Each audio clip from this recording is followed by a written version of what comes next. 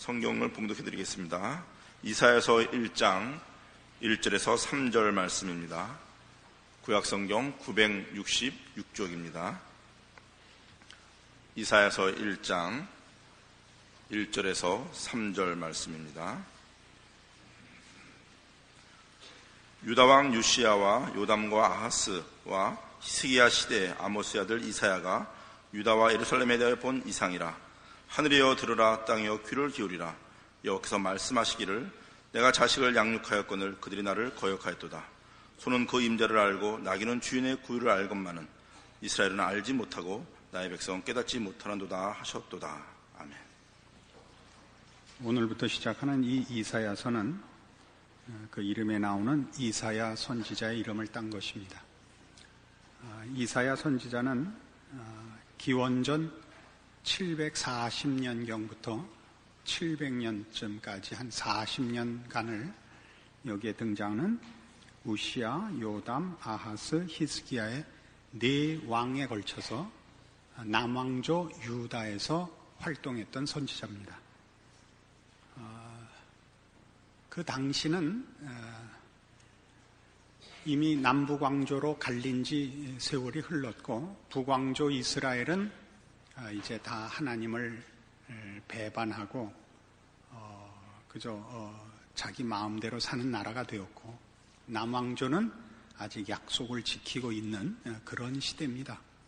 그런데 이때쯤 돼서 이제 국제 정세에 변화가 생겨서 여러분 잘 아시는 아시리아, 성경에는 아수르로 나옵니다만은 이 아수르가 발흥하여 이제 최대의 적으로 등장하는 막 그 초기의 때입니다. 그래서 북왕조는 결국 기원전 722년에 이 아수르에게 멸망하고 맙니다. 남왕조는 좀 오래 견뎌서 기원전 586년에 바벨론에 망하고 맙니다. 나중에 아수르는 바벨론에 멸망을 해서 바벨론이 제일 큰 국가가 되어 이제 결국 유다가 포로가 되죠. 그래서 당시에는 애굽이 제일 큰 강국이었고, 그리고 이제 아수르가 일어나고 있고, 뒤를 이어서 이제 바벨론이 일어나고, 그 뒤를 이어서 페르시아가 일어날 것입니다.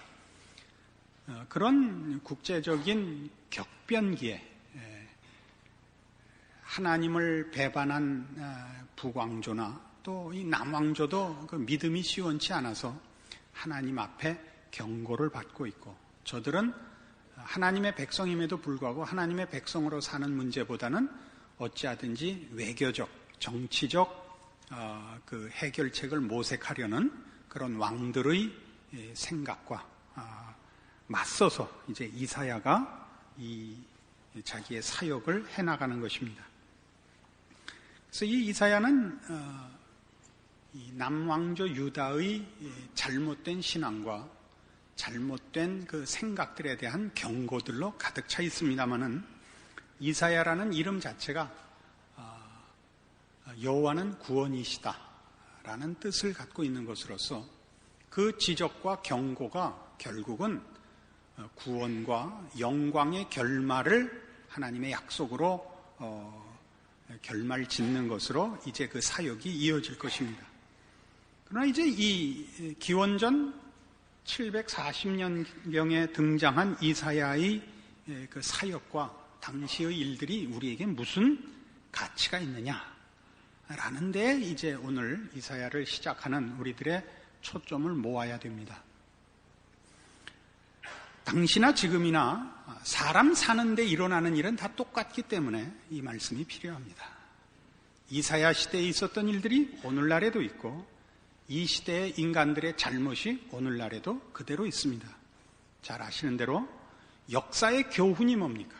역사의 교훈은 인간은 역사 속에서 배우지 않는다는 거죠. 같은 실수를 반복한다는 것이 역사의 교훈입니다.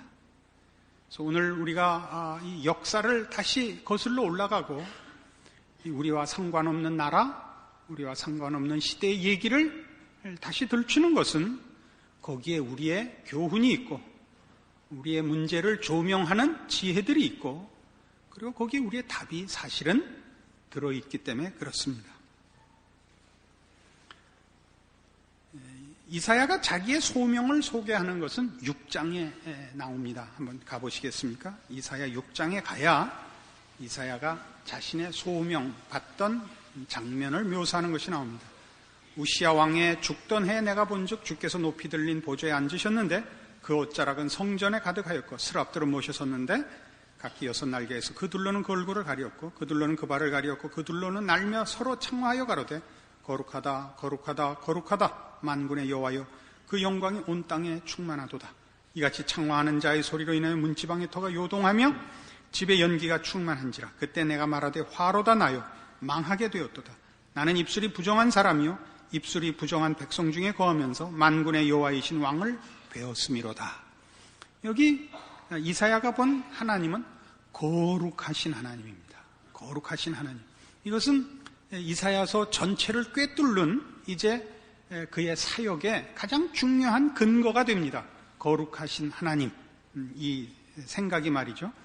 그런데 어디나 선지자가 등장을 할 때는 자기의 소명을 맨 서두에 놓는 법인데 그럼에도 불구하고 이사야는 자기의 소명을 6장에 놓고 있습니다.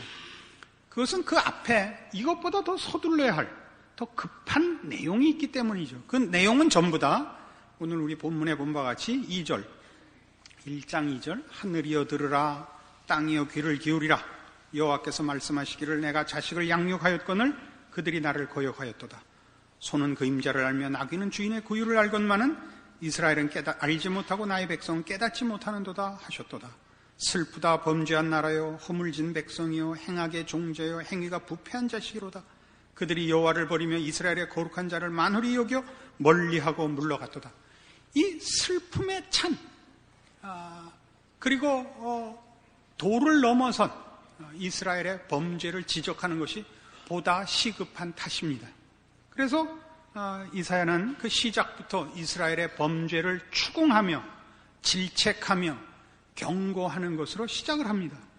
그러나 오늘 보려는 것은 그것보다 더 우선하는 1장 1절 이렇게 간단히 시작한 유다왕 우시야와 요담과 아하스와 히스기야 시대 아모스의 아들 이사야가 유다와 예루살렘에 대하여 본 이상이라 하는 것입니다. 여기서 말하는 이상이라는 것은 계시를 보았다는 뜻입니다. 어떤 환상을 봄으로써 가지는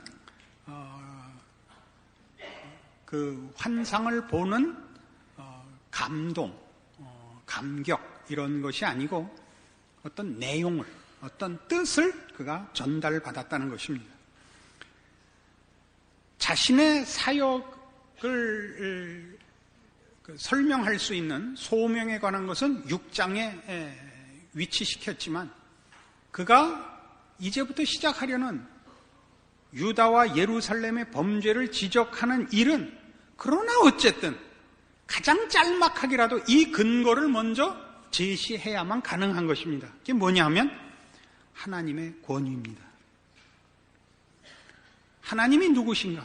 하나님이 어떤 분이신가라는 전제 조건 없이는 그 이후의 얘기들은 다 무의미한 것입니다.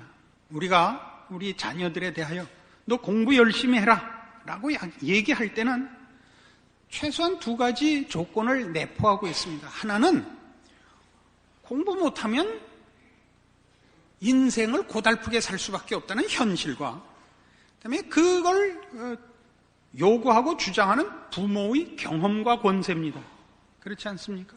그것 없이 무조건 예를 들면 너 오른쪽으로 돌아라 그렇게 얘기하려면 근거가 있어야죠. 너 불이 나면 무조건 오른쪽으로 돌아라 그러려면 오른쪽에 계단이 있다든가 왼쪽으로 돌면 안 될 왼쪽엔 벽밖에 없다. 그럼 무슨 이유가 있어야 될 거 아닙니까? 이 이유는 기독교라는 종교나 기독교 신앙이라는 개인의 모든 신앙 속에 가장 중요한 근거임에도 불구하고 기독교 교계 자체가 또는 개인 신앙 자체가 언제나 놓치는 부분 중에 하나고 언제나 실패하는 부분 중에 하나입니다. 그러니까 이스라엘의 실패는 다 어디서부터 오느냐? 하나님의 하나님 되심에 대한 망각입니다. 언제나. 하나님이 누구신지를 알고 기억하고는 범죄할 수 없습니다. 그렇지 않습니까? 그것이 이제 이 시작입니다. 그래서 우리는 이렇게 시작을 해야 옳습니다. 기독교라는 것은 이사야 선지도 그렇게 이제 얘기를 하고 있고 우리 전 성경이 주장하는 바는 그는 창조주시요 섭리자시요 심판자이시며 모든 존재하는 것들의 운명을 쥐고 계시는 분입니다. 여러분은 바로 이걸 믿어서 이 자리에 오신 것입니다. 또는 아무리 초신자라도 기독교에는 적어도 이런 문제에 대한 어떤 권위 그리고 그분에 의한 어떤 해법이 있다는 기대 때문에 교회를 오는 것입니다. 그러나 불행하게도 우리가 사는 이 시대는 현대라는 이 시대는 사실은 절대라는 것을 거부하는 시대 정신을 갖고 있는 시대입니다. 너무 좀 딱딱해집니다만은 헤겔로부터 시작한 철학이 그 절대를 찾는 것을 포기한 이유로 가장 큰 영향을 미친 키엘케고르의 실존주의로 말미암아 이제는 모든 것이 상대화되었고 절대를 찾는 것은 불가능한 것이 되었습니다.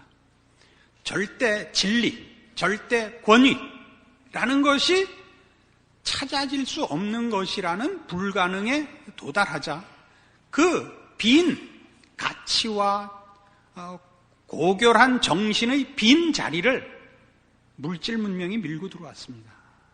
그게 현대가 가지고 있는 시대 정신입니다. 우린 모든 것을 돈으로 따지며 현실적, 물질적 효율성으로만 따지는 시대에 살고 있습니다.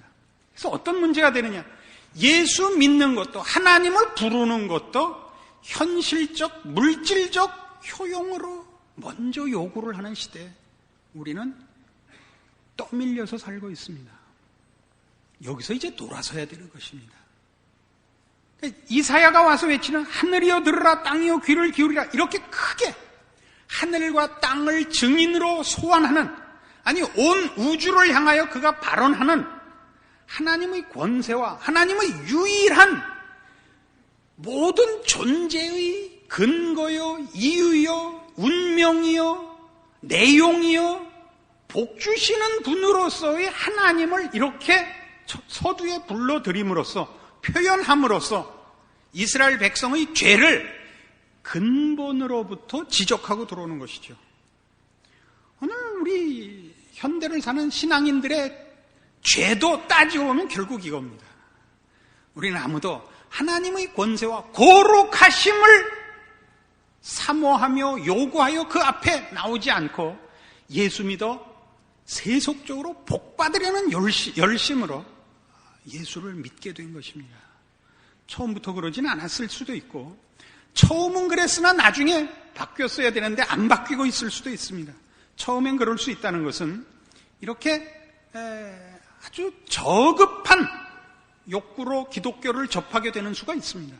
그래서 점점점 더 깊고 영원하고 절대 진리인 하나님을 만나는 대로 나아가는 수도 있고 처음엔 이렇게 고백을 해놓고도 이 시대 정신에 떠밀려서 우리의 고급함과 우리의 절대되는 복들을 팔아먹었을 수도 있습니다. 하나님은 결코 이런 분이 아니라는 걸 기억을 하셔야 됩니다. 하나님은 환경이 있고 현실이 있고 운명이 있은 후에 그것을 어떻게 조작하러 들어오시는 분이거나 그걸 조종하러 들어오시는 수리공이 아닙니다. 이거 인정하십니까? 그러나 여러분은 사실은 이렇게 하나님을 부르는 경우가 더 많습니다. 그러니까 어느 게 더 근본인가 생각을 해보십시오.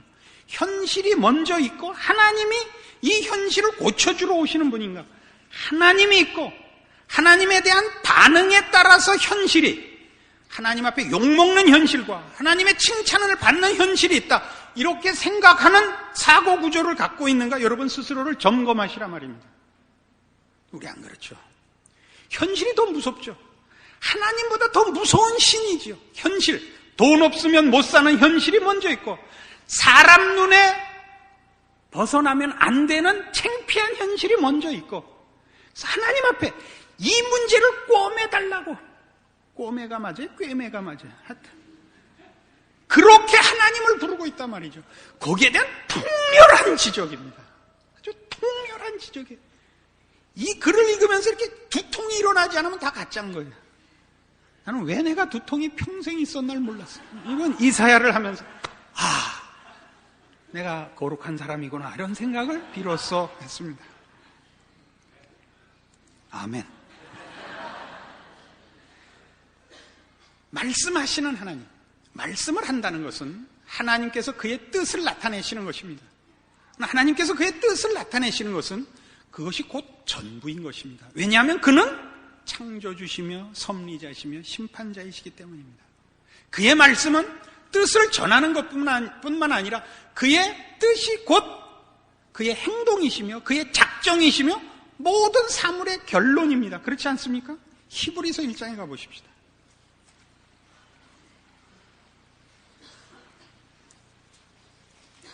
신약성경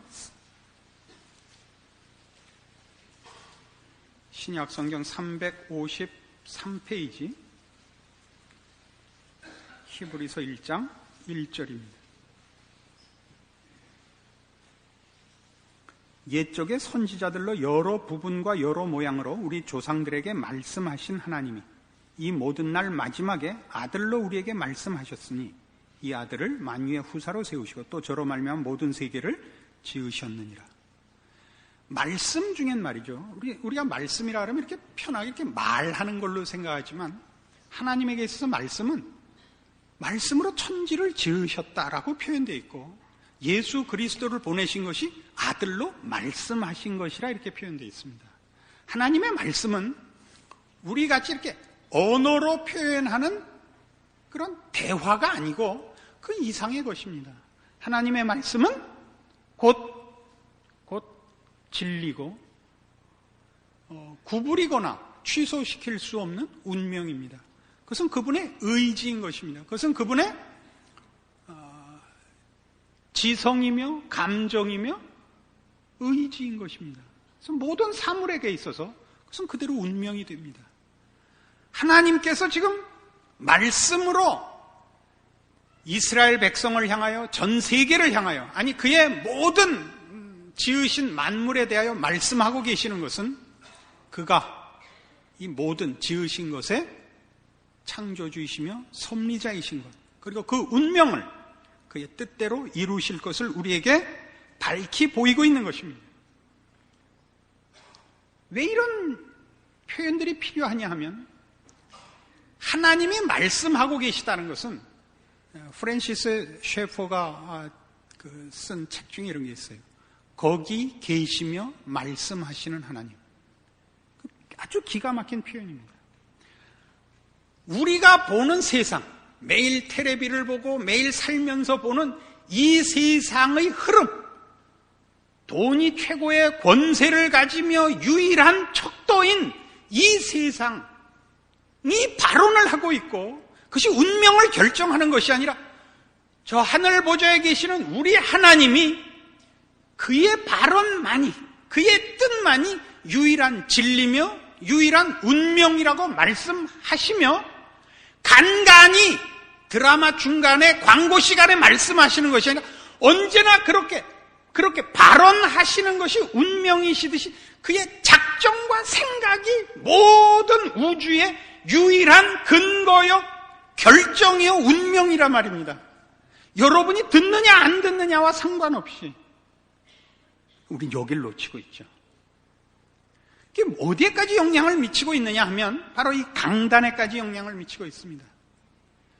올바른 교회의 표지가 뭐냐 하는 신학적인 물음이 있습니다. 교회의 교회된 표가 뭐냐? 네? 말씀과 성례의 올바른 시행이라 이렇게 되어 있습니다. 말씀과 성례, 성례는 성찬과 세례식을 말합니다. 말씀의 올바른 시행이라는 건 뭘까요? 우리는 설교를 어떻게 이해를 하십니까? 여러분은 이런 글이 있어요. 설교는 왜 하는가? 라는 질문에 답을 한 글이 있습니다. 설교는 왜 하는가? 이렇게 묻는 게 좀 이상해 보이지 않습니까? 여러분 이 질문을 받으시면 어떻게 생각하시나요? 여러분은 설교는 왜 듣는가? 그렇게 여러분한테 물을까요? 설교는 왜 하는가? 라는 질문은 왜 나온 거냐 하면요, 꼭 설교일 필요가 뭐가 있느냐? 라는 데서부터 나온 겁니다. 그렇죠? 우리가 이렇게 모여서 하나님의 말씀을 듣고 하나님의 뜻을 이해하며 그 뜻을 전달받는 데는 꼭 말씀일 필요는 없지 않느냐. 설교라는 방법일 필요는 없지 않느냐. 그래서 요즘은 간간히 이 설교를 대체하는 시도로 찬양 예배라는 것이 이미 시행이 되고 있고 그 드라마를 하는 데도 있습니다. 이런 것들은 다 말씀이 가지는 의미에 대한 이해의 부족에서 나온 것입니다. 주일 예배를 보러 온다 할 때는 여러분이 먼저 그걸 뭐라 그러니까 주도권을 가지고 하나님을 만나러 가는 것이 아니라 하나님의 부르심에 응해서 오는 겁니다. 하나님의 초청의 대상이 되어서 허락을 받는 것입니다. 하나님이 여러분을 하나님 전전으로 부르는 것이고 여러분은 그를 뵙는 영광을 얻은 것입니다. 그게 여러분을 부른 하나님이 여러분에게 말씀하시는 것입니다. 그래서 말씀이 다른 무엇으로도 대체될 수 없는 것입니다. 설교가. 그리고 그 설교는 그런 차원에서 설명이고 교육이기보다 하나님의 임재요, 하나님의 선포인 것입니다. 하나님의 임재인 것입니다. 예배란 설교를 통한 말씀으로 임재하시는 하나님과의 교제인 것입니다. 이해하시겠습니까? 이걸 안 하면 건 교회가 아닙니다. 그러니까 오늘날 교회는 설교가 선동을 하는 경우가 너무나 많습니다. 선동을 해요. 이미 교회가 어떤 목표를 정하고 사업적 내용을 정해서 그리로 사람들을 선동하는데 선동 이전에 교인들이나 목사가 개인적인 계획 이전에 하나님의 뜻과 하나님의 존재의 엄위하심을 근거로 한 말씀의 선포가 있어야 되는 것입니다. 그리고 여러분은 늘 그 말씀 안에서 하나님을 만나며 하나님과의 교제를 즐기셔야 됩니다. 그걸 놓치면 여러분은 세상에 집니다. 그러니까 주일날 교회에 나와야 되는 가장 큰 이유가 뭐냐? 하나님을 만나 뵙고 하나님 말씀으로 다시 씻고 채우기 전에는 내가 세상에 나갈 수가 없다. 그럼 마치 여러분이 아침에 집에서 나갈 때 나 돈 얼마 있어야 나가겠다 그러는 것 이상의 것입니다. 빈손으로 나갈 수 없죠. 당장 나가면 전철이라도 타야 되고 나가면 맥도날드 햄버거라도 하나 사 먹어야 되는 거 아닙니까? 이렇게 아주 저급한 비유를 사용해서 죄송합니다만은 그것까지도 안 하기 때문에 그렇습니다. 주일의 가치, 예배보는 가치, 설교의 가치라는 것은 이렇게 엄청난 것입니다. 마찬가지죠, 지금. 그런 우리 모든 존재하는 생명들이, 존재하는 사물들이 다 하나님에 의존하고 있고 하나님에게 의지하고 있습니다. 그로부터만 우리에게 필요한 모든 것이 공급되며 그분이 정하신 길만이 유일한 길입니다. 그 길을 벗어나면 그것은 우리에게 재난인 것입니다. 이것들을 놓칩니다.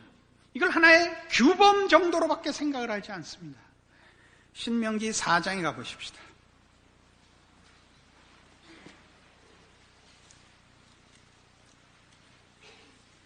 신명기 4장 32절, 구약성경 267페이지입니다.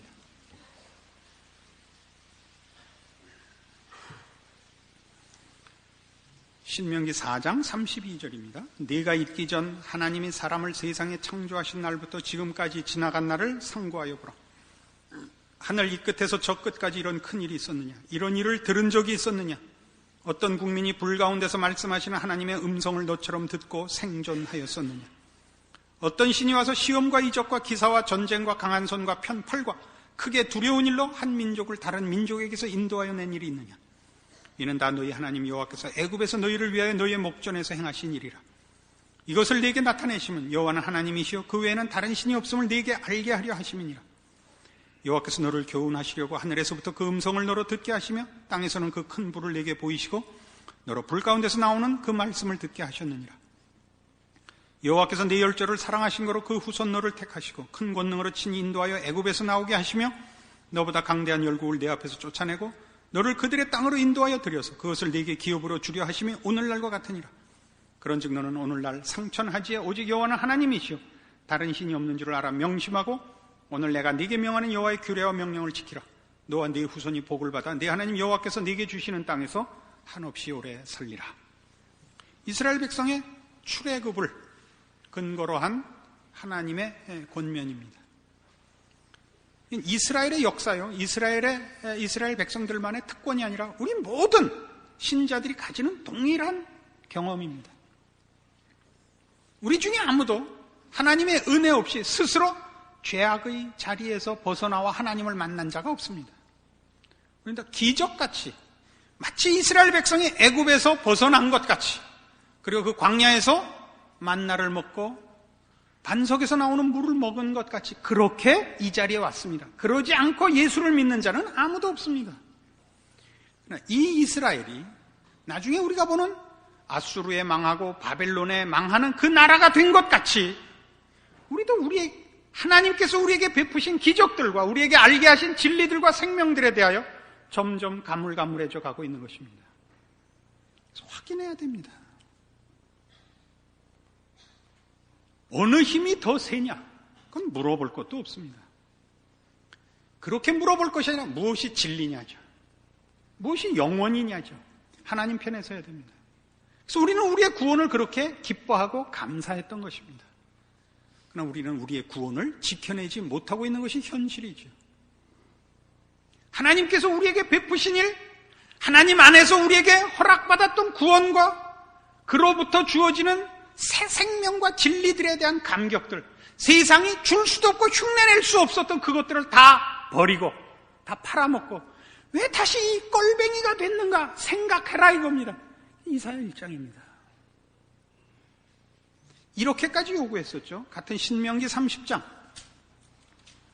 15절 이하에 이렇게까지 하나님이 분명하게 그 결정을 요구하셨습니다.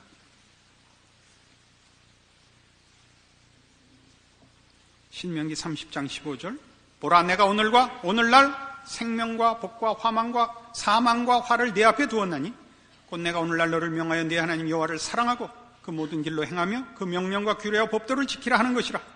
그리하면 네가 생존하며 번성할 것이요 또 네 하나님 여호와께서 네가 가서 얻을 땅에서 네게 복을 주실 것임이니라.